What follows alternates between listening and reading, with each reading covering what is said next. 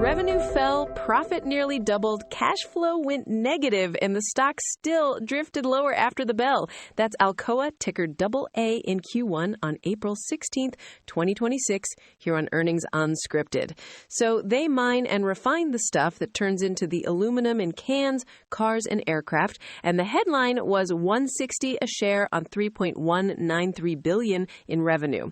Sales were down 7% from Q4, but operating margin improved to about 12.8% from 5.8%.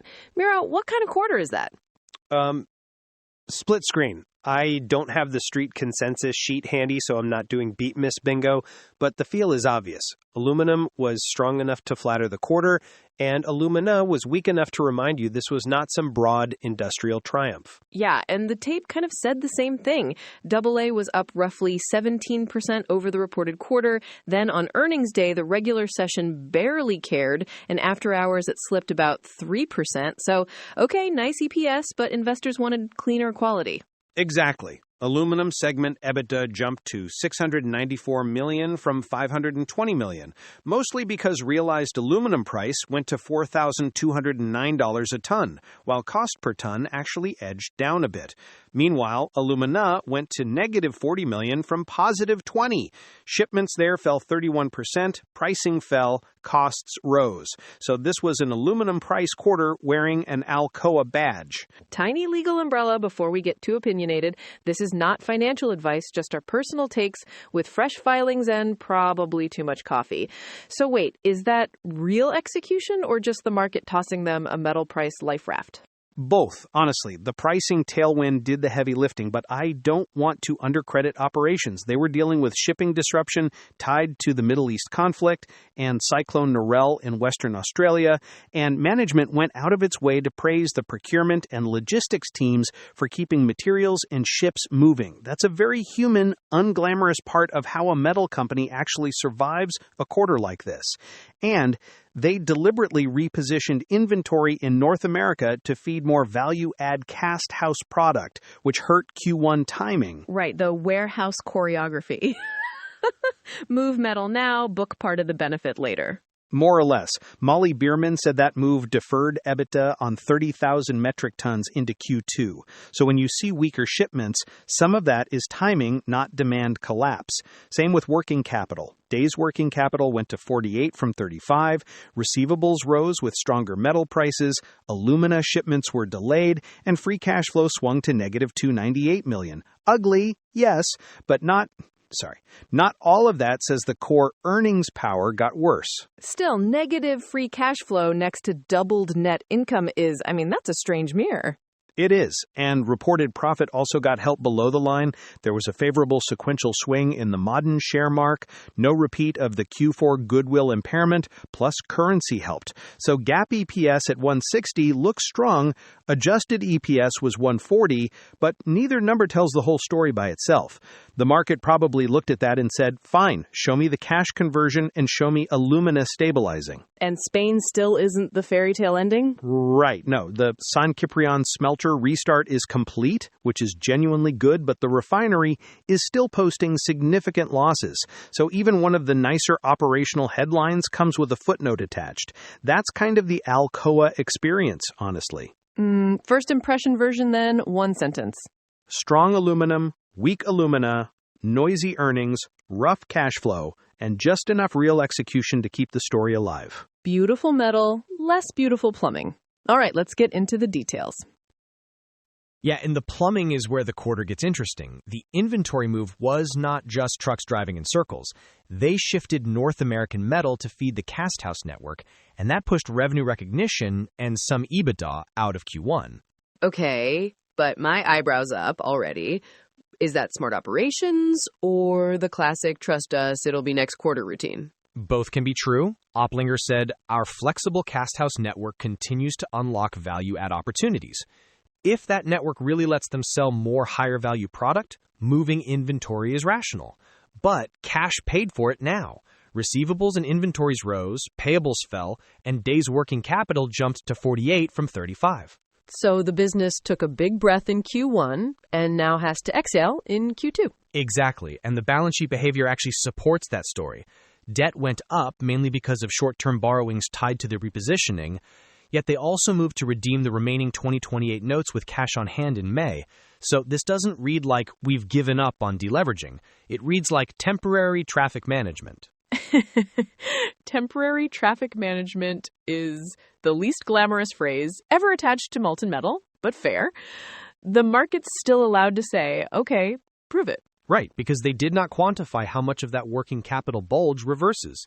Bierman was precise on mechanics, though. Quote, the repositioning creates a timing difference, deferring revenue recognition until the second quarter. Clean explanation, not a guarantee. So that's the internal story. The external one to me was the Middle East commentary. It felt like the same fire both burned them and warmed them. That's exactly it. Opplinger said, the takeaway is clear. Structural dependencies in the Middle East mean that disruption there doesn't stay local. You saw that in higher diesel and freight pressure, and the procurement and logistics teams apparently worked overtime just to keep material moving and avoid stockouts. But the same disruption also tightened global metal supply and helped aluminum pricing and regional premiums. Which is such a strange, very industrial reality. Your shipping routes get harder, fuel gets pricier, everyone is sweating, and then the market pays you more for the finished metal. Commodity businesses do this all the time. Reality is rude. But Alcoa had one underappreciated advantage.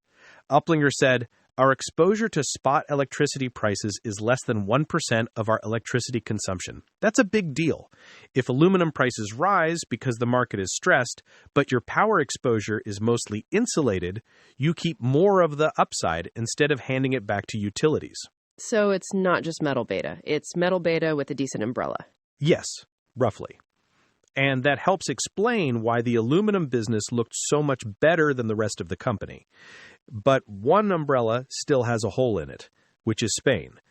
The San Ciprián smelter restart is real, and Bierman said the smelter is doing very well now that it has completed the full restart. Then, in the same breath, we're continuing to have significant losses at the refinery. That's the bit investors can't just wave away. Restart complete sounds triumphant until you realize half the complex is still eating cash. Yeah. And it is one of those earnings call moments where the headline sounds cleaner than the economics. To their credit, they didn't bury it, but it means the bull case is narrower than the EPS suggests. Good aluminum pricing, disciplined energy exposure, real execution in logistics, yes. Broad health across the system, not yet. And below the line may get less flattering too, right? Because management basically told us some of that help doesn't repeat. Exactly. They called out about $30 million of favorable currency in other expense that may not recur. And Q2 operational taxes guided higher. So even if EBITDA improves, net income could look less magical. No, not weaker operations necessarily, just less friendly plumbing below EBITDA. So the deep dive version is what Q1 wasn't fake, but it also wasn't clean. They used operations to pull value out of aluminum. They absorbed a timing hit in cash. And the macro shot cut both ways. That's the shape of it. And the next test is pretty simple.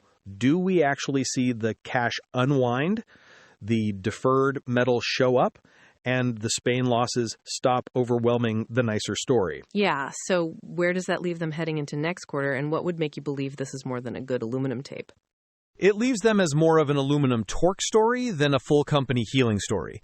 For Q2, management's basically pointing to aluminum EBITDA up about $55 million sequentially, and some of that is just the 30,000 tons they intentionally pushed out of Q1. So yeah, there is a real bridge here. But not a clean victory lap. No.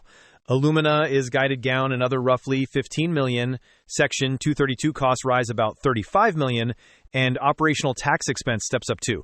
So the operating picture may improve, while the shareholder-facing EPS line feels less shiny. Which is probably why investors didn't throw confetti.